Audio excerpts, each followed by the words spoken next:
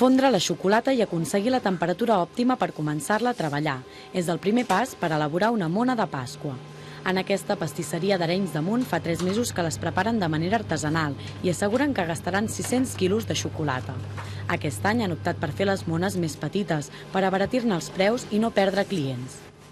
Per salvar la crisi has d'anar emmotllant més el client i després és buscar-li les necessitats que ell té i el que t'explica intentar emmotllar a la mona que tu has preparat, afegir-hi, acoplar-hi el nino que ell vol, o acoplar-hi la foto del nen o qualsevol cosa, però per fidelitzar el client.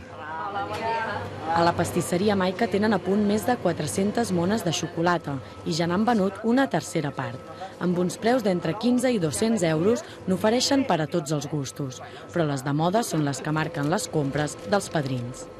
Les modes són més o menys com l'any passat, la Dora Exploradora, el Hello Kitty, Bob Esponja i els de l'equip del Barcelona. Aquests són els que més es venen, com l'any passat més o menys, sí. Els pastissos són una alternativa per als que volen compartir la mona amb tota la família.